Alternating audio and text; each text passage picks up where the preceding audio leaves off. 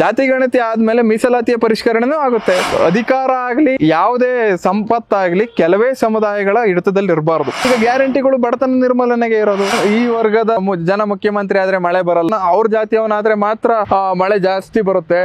ಯಾವ್ದೋ ಒಂದು ಜಾತಿಗೆ ಸೇರಿದವ್ರು ಅಡಿಗೆ ಮಾಡಿದ್ರೆ ಊಟ ಮಾಡಲ್ಲ. ಯಾವ್ದೋ ದೇವಸ್ಥಾನದಲ್ಲಿ ಪೂಜೆ ಮಾಡಕ್ ಇದೇ ಜಾತಿಯವ್ರು ಆಗ್ಬೇಕು.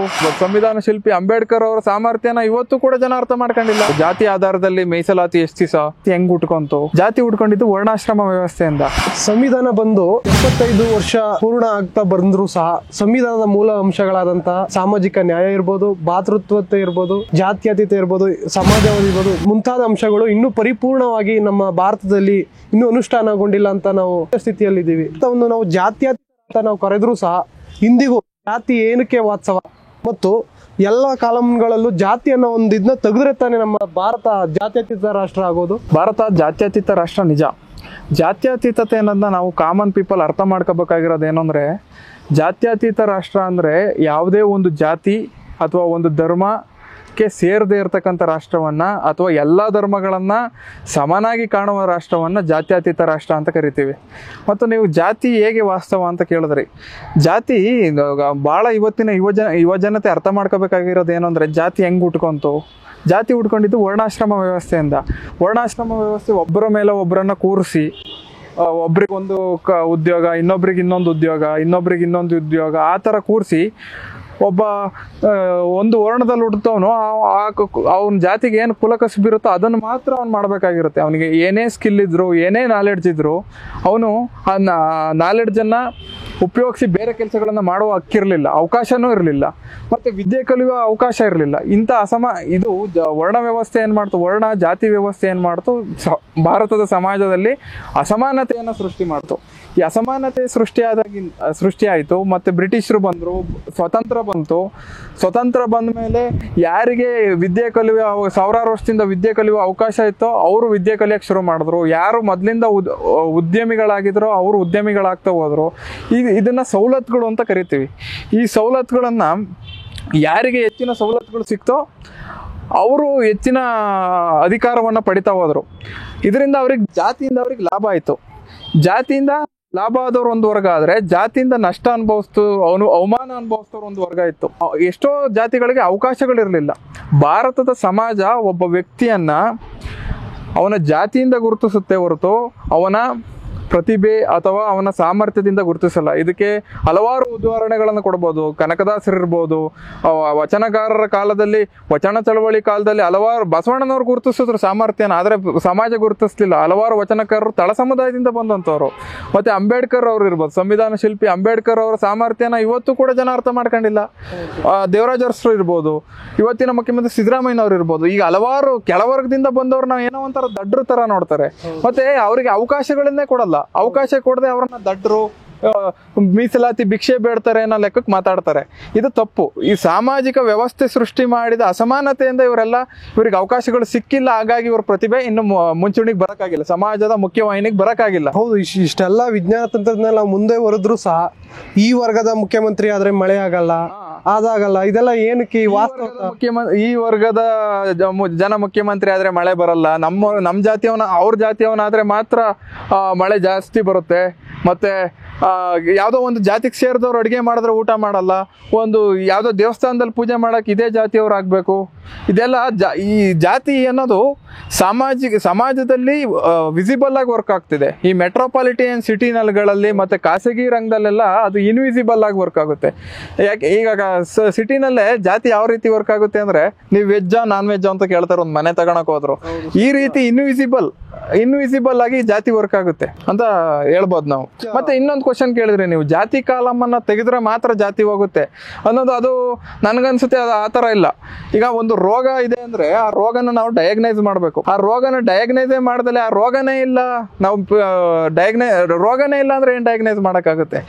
ರೋಗ ಯಾವ ಹಂತದಲ್ಲಿದೆ ಅಂದರೆ ಆ ಹಂತಕ್ಕೆ ನಾವು ಟ್ರೀಟ್ಮೆಂಟ್ ಕೊಡ್ಬೋದು. ಆದ್ರಿಂದ ಜಾತಿ, ಯಾವ ಜಾತಿ ಅವನು ಎಷ್ಟು ಜನ ಇದ್ದಾನೆ, ಅವನು ಎಷ್ಟು ಜನ ಎಜುಕೇಟ್ ಆಗಿದ್ದಾನೆ ಅಂತ ಗೊತ್ತಾದಾಗ ತಾನೆ ಆ ಸಮುದಾಯಗಳಿಗೆ ಸವಲತ್ತುಗಳನ್ನು ಕೊಡೋಕ್ಕಾಗೋದು. ಈಗ ಈ ಪ್ರಸ್ತುತ ವಿದ್ಯಮಾನದಲ್ಲಿ ಟ್ರೆಂಡಿಂಗ್ ಅಲ್ಲಿ ಇರೋದು ಜಾತಿ, ಜಾತಿ ಗಣತಿ, ಮೀಸಲಾತಿ, ಬರೀ ಹೀಗೆ ಸಾಮಾಜಿಕ ಮಾಧ್ಯಮದಲ್ಲಿ ಇರ್ಬೋದು. ಹೆಂಗೆ ಅಂದ್ರೆ ಮೀಸಲಾತಿನ ಏನಕ್ಕೆ ನೀವು ಜಾತಿ ಆಧಾರದ ಮೇಲೆ ಕೊಡ್ತೀರಿ, ಆರ್ಥಿಕ ಆಧಾರದ ಮೇಲೆ ಕೊಡಿ. ಈಗ ಈ ಪ್ರಶ್ನೆ ನೀವು ಕೇಳಿದ ಪ್ರಶ್ನೆನ ಒಬ್ಬರು ಮಾಜಿ ಪ್ರಧಾನಿ ಅವರು ಕೂಡ ರಾಜ್ಯಸಭೆಯಲ್ಲಿ ಕೂಡ ಮಾತಾಡಿದ್ರು. ಜಾತಿ ಆಧಾರದಲ್ಲಿ ಮೀಸಲಾತಿ ಎಷ್ಟು ದಿವಸ, ಆರ್ಥಿಕ ಆಧಾರದಲ್ಲಿ ಯಾಕೆ ಕೊಡಬಾರ್ದು, ಅದನ್ನ ಸರ್ಕಾರ ಗಮನಿಸ್ಬೇಕು ಅಂತ. ಈಗ ನನ್ನ ಪ್ರಕಾರ ಮೀಸಲಾತಿ ಬಡತನ ನಿರ್ಮೂಲನಾ ಕಾರ್ಯಕ್ರಮ ಅಲ್ಲ. ಮೀಸಲಾತಿ ಒಂದು ಯಾವ ಸಮುದಾಯಗಳಿಗೆ, ನಾನು ಹೇಳದ್ನಲ್ಲ, ಯಾವ ಜಾತಿಯಿಂದ ಅವಕಾಶಗಳಿಂದ ವಂಚಿತರಾದ್ರಲ್ಲ ಆ ಸಮುದಾಯಗಳಿಗೆ ಸಮಾನ ಅವಕಾಶಗಳನ್ನು ಕೊಡೋದಕ್ಕೆ ಸಂವಿಧಾನ ಆರ್ಟಿಕಲ್ 16 ಸಬ್ ಕ್ಲಾಸ್ 4ರಲ್ಲಿ ಸಾಮಾಜಿಕವಾಗಿ ಮತ್ತು ಶೈಕ್ಷಣಿಕವಾಗಿ ಯಾರು ಹಿಂದುಳಿದಿದ್ದಾರೋ ಅವ್ರಿಗೆ ಮೀಸಲಾತಿ ಕೊಡ್ತು. ಅದು ಬರ್ಬರ್ತಾ 1992 1992ರಲ್ಲಿ ಬಂದಂಥ ಇಂದಿರಾ ಸಹಾನಿ ಜಡ್ಜ್ಮೆಂಟ್ ಅಲ್ಲಿ ಅದಕ್ಕೊಂದು ಆರ್ಥಿಕ ಮಾನದಂಡ ಸೇರ್ಪಡೆ ಆಯಿತು. ಆರ್ಥಿಕ ಮಾನದಂಡ ಇವತ್ತಿರ್ತಕ್ಕಂಥ ಮೀಸಲಾತಿ ಸಾಮಾಜಿಕ ಆರ್ಥಿಕ ಹಿಂದುಳಿದುವಿಕೆ ಅನ್ನು ಗಮನಿಸೇ ಕೊಟ್ಟಿರೋದು. ಮತ್ತು ಬಡತನ ನಿರ್ಮೂಲನೆಗೆ ಬಹಳ ಕಾರ್ಯಕ್ರಮಗಳಿದ್ದಾವೆ. ಈಗ ಗ್ಯಾರಂಟಿಗಳು ಬಡತನ ನಿರ್ಮೂಲನೆಗೆ ಇರೋದು, ಭಾಗ್ಯಗಳು ಬಡತನ ನಿರ್ಮೂಲನೆಗೆ ಇರೋದು, PM ಆವಾಸ್ ಇರ್ಬೋದು. ಈಗ ಹಲವಾರು ಮನೆ ಕಟ್ಕೊಳೋದಕ್ಕೆ ಕಾರ್ಯಕ್ರಮಗಳಿದ್ದಾವೆ, ಕುಡಿಯೋ ನೀರು ಕೊಡೋದಕ್ಕೆ ಕಾರ್ಯಕ್ರಮಗಳಿದ್ದಾವೆ, ರೇಷನ್ ಕೊಡೋದಕ್ಕೆ ಕಾರ್ಯಕ್ರಮಗಳಿದ್ದಾವೆ. ಈ ರೀತಿ ಬಡತನ ನಿರ್ಮೂಲನೆ ಬೇರೆ, ಜಾತಿಯ ಸಮಸ್ಯೆ ಬೇರೆ. ಹೌದು, ಈ ಜಾತಿ ಸಮಸ್ಯೆ ಈಗಲಿಂದಲ್ಲ, 15ನೇ ಶತಮಾನದ ಕಾಲದಿಂದನೂ ಈ ವ್ಯವಸ್ಥೆ ಇದೆ. ಇವೆಲ್ಲ ಮನಗಂಡಂತ ಮುಖ್ಯಮಂತ್ರಿಗಳು ದಶಕಗಳ ಹಿಂದೆನೆ ಎಲ್ಲ ಸಮೀಕ್ಷೆ ಮಾಡಿದ್ದಾರೆ. ಬಟ್ ಜಾತಿ ಗಣತಿ, ಜಾತಿ ಇದರದ ಅರ್ಥವನ್ನ ಮಾಧ್ಯಮಗಳಿರ್ಬೋದು ಬೇರೆ ತರ ಅರ್ಥ ಕಲ್ಪಿಸ್ತಿದ್ದಾರೆ. ಜಾತಿ ಸಮೀಕ್ಷೆ ಇನ್ನೂ ಅದನ್ನ ಪ್ರಚುರತೆ ಇನ್ನೂ ಪಡಿಸಿಲ್ಲ, ಆದ್ರೂ ಸಹ ಅದಕ್ಕೆ ಒಂದು ಬೇರೆ ಅರ್ಥನೇ ಕಲ್ಪಿಸಲಾಗ್ತಿದೆ. ಜಾತಿ ಅರ್ಥ ಮೇನ್ ಅರ್ಥ ಯಾವ ತರ ನೀವು ವ್ಯಾಖ್ಯಾನ ಪಡಿಸ್ತೀರಾ? ಈಗ ಜಾತಿ ಗಣತಿ 1931ರಲ್ಲೇ ನಡೆದಂಥ ಗಣತಿಯನ್ನಲ್ಲೇ ಕೊನೆ ಗಣತಿ, ಜಾತಿ ಗಣತಿ ಆಗಿದ್ದು.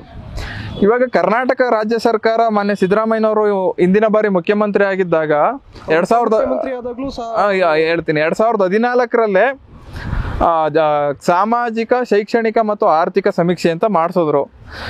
ಆದರೆ ಇದು ರಾಜ್ಯ ಸರ್ಕಾರಗಳಿಗೆ ಗಣತಿಯ ಮಾಡೋ ಹಕ್ಕಿಲ್ಲ, ಅಧಿಕಾರ ಇಲ್ಲ. ಆದರೆ ಕರ್ನಾಟಕ ರಾಜ್ಯ ಸರ್ಕಾರ ಮಾಡಿದ್ದು ಸಾಮಾಜಿಕ, ಶೈಕ್ಷಣಿಕ ಮತ್ತು ಆರ್ಥಿಕ ಸಮೀಕ್ಷೆ. ಗಣತಿ ಮಾಡುವ ಹಕ್ಕಿರೋದು ಕೇಂದ್ರ ಸರ್ಕಾರಕ್ಕೆ. ಈಗ ಕೇಂದ್ರ ಸರ್ಕಾರದ ಮುಂದಿದೆ ಜಾತಿ ಗಣತಿ.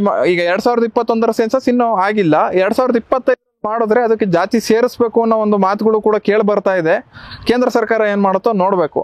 ಆದ್ರೆ ಜಾತಿ ಗಣತಿಯ ಅವಶ್ಯಕತೆ ಏನು ಅಂದ್ರೆ ಕಟ್ಟಕಡೆಯ ಜಾತಿ ಗಣತಿ ಆಗಿದ್ದು 1931ರಲ್ಲಿ. 1931ರ ಗಣತಿಯ ಜನಸಂಖ್ಯೆಯನ್ನೇ ಇಟ್ಕೊಂಡು ಇವತ್ತು ಕೂಡ ಮೀಸಲಾತಿ, ಹಿಂದುಳಿದ ವರ್ಗಗಳ ಮೀಸಲಾತಿಯನ್ನು ಕೊಡಲಾಗ್ತಿದೆ. SC ST ಜನಸಂಖ್ಯೆ ಪ್ರತಿ ಗಣತಿಯಲ್ಲಿ ಗೊತ್ತಾಗುತ್ತೆ. 2011ರಲ್ಲಿ ಗೊತ್ತಾಗುತ್ತೆ. 2011ರ ಜನಗಣತಿಯಲ್ಲಿ SC ST ಪಾಪ್ಯುಲೇಷನ್ ಎಷ್ಟಿದೆ, ಮುಸ್ಲಿಮರ ಪಾಪ್ಯುಲೇಷನ್ ಎಷ್ಟಿದೆ, ಬೇರೆ ಧರ್ಮಗಳ ಪಾಪ್ಯುಲೇಷನ್ ಎಷ್ಟಿದೆ ಎಲ್ಲ ಗೊತ್ತಿದೆ. ಆದರೆ ಇಲ್ಲಿ ಗೊತ್ತಾಗಬೇಕಾಗಿರೋದು ಹಿಂದುಳಿದ ವರ್ಗಗಳ ಜನಸಂಖ್ಯೆ, ಹಿಂದುಳಿದ ವರ್ಗಗಳ ಸಾಮಾಜಿಕ, ಶೈಕ್ಷಣಿಕ, ಆರ್ಥಿಕ ಸ್ಥಿತಿಗತಿ. ಯಾಕೆ ಜಾತಿ ಗಣತಿ ಮುಖ್ಯ ಆಗುತ್ತೆ ಅಂದರೆ, ಅಧಿಕಾರ ಆಗಲಿ ಯಾವುದೇ ಸಂಪತ್ತಾಗಲಿ ಕೆಲವೇ ಸಮುದಾಯಗಳ ಹಿಡಿತದಲ್ಲಿ ಇರಬಾರ್ದು. ಇವತ್ತು ನಾವು ನೋಡ್ತಿದ್ದೀವಿ ಕೆಲವು ಸಮುದಾಯ. ಈಗ KPSC ಅಧಿಕಾರಿಗಳಾಗಿರುವ ಕೆಲವು ಎಷ್ಟು 30 ಜಾತಿಗಳಿಂದ ಅಧಿಕಾರಿಗಳಾಗಿರ್ಬೋದು. ವಿಧಾನಸೌಧದಲ್ಲಿ ವಿಧಾನ ಪರಿಷತ್ ಆಗಲಿ ಪ್ರಾತಿನಿಧ್ಯ ಸಿಕ್ಕಿರೋದು ಕೆಲವೇ ಸಮುದಾಯಗಳಿಗೆ. ಈಗ ಕಡೆಯ ವ್ಯಕ್ತಿಗೆ ಸಾಮಾಜಿಕ ನ್ಯಾಯ ತಲುಪಬೇಕು, ಮೀಸಲಾತಿ ತಲುಪಬೇಕು ಅಂದರೆ ಅದಕ್ಕೆ ಪ್ರತಿ 10 ವರ್ಷಕ್ಕೊಂದ್ಸತಿ ಜಾತಿ ಗಣತಿ ಆಗಲೇಬೇಕಾಗುತ್ತೆ. ಜಾತಿ ಗಣತಿ ಆದಮೇಲೆ ಮೀಸಲಾತಿಯ ಪರಿಷ್ಕರಣೆನೂ ಆಗುತ್ತೆ. ಮೀಸಲಾತಿ ಪರಿಷ್ಕರಣೆ ಯಾಕಾಗುತ್ತೆ ಅಂದ್ರೆ ಯಾವ ಸಮುದಾಯ ಅಡಿಕ್ವೇಟ್ ರೆಪ್ರೆಸೆಂಟೇಷನ್ ಆಗಿದೆಯೋ ಆ ಸಮುದಾಯವನ್ನು ಹೊರಗಿಡ್ಲೇಬೇಕಾಗುತ್ತೆ ಮೀಸಲಾತಿಯಿಂದ. ಈ ಜಾತಿ ವ್ಯವಸ್ಥೆ ಅನ್ನೋದು ಇವತ್ತಿನ ಇಲ್ಲ ನಿನ್ನೆಯ ಪ್ರಾಬ್ಲಮ್ ಅಲ್ಲ, ಇದು 5,000 ವರ್ಷಗಳ ಪ್ರಾಬ್ಲಮ್ ಇದು. 5,000 ವರ್ಷಗಳ ಇತಿಹಾಸದಿಂದ ಇರ್ತಕ್ಕಂಥ ಒಂದು ಸಮಸ್ಯೆ ಇದು. 12ನೇ ಶತಮಾನದಲ್ಲಿ ಬಸವಣ್ಣನವರೇ ಇರ್ಬೋದು, ಹೌದು, 15ನೇ ಶತಮಾನದಲ್ಲಿ ಕನಕದಾಸರು ಇರ್ಬೋದು, ಸರ್ವಜ್ಞ ಇರ್ಬೋದು, ಇವರೆಲ್ಲ. ಮತ್ತೆ ಇತ್ತೀಚೆಗೊಂದು ಹೊಸ ವಾಟ್ಸಪ್ ಫ್ಯಾಕ್ಟ್ ಶುರು. ಜಾತಿ ಹುಟ್ಟಾಕಿದ್ದು ಪೋರ್ಚುಗೀಸರು, ಬ್ರಿಟಿಷರು ಬಂದ್ಬಿಟ್ಟು ಅದನ್ನ ಜಾತಿಯನ್ನ ಅವರಿಗೆ ಅನುಕೂಲಕ್ಕೆ ತಕ್ಕಂತೆ ಬಳಸ್ಕೊಂಡು ನಮ್ಮನ್ನೆಲ್ಲ ಹೊಡೆದು ಬಿಟ್ರು ಅಂತ. ಹಂಗಾದ್ರೆ ಬಸವಣ್ಣ ಯಾರ ವಿರುದ್ಧ ಹೋರಾಟ ಮಾಡಿದ್ದು? ಯಾವ್ದ್ರ ವಿರುದ್ಧ ಹೋರಾಟ ಮಾಡಿದ್ದು? ಕನಕದಾಸರು ಯಾವ್ದ್ರ ವಿರುದ್ಧ ಹೋರಾಟ ಮಾಡಿದ್ದು? ಜಾತಿ ಅನ್ನೋದು 5,000 ವರ್ಷದ ಫಿನಾಮಿನನ್. ಅದು ವಾಸ್ತವ, ಇವತ್ತು ಕೂಡ ವಾಸ್ತವವಾಗಿದೆ.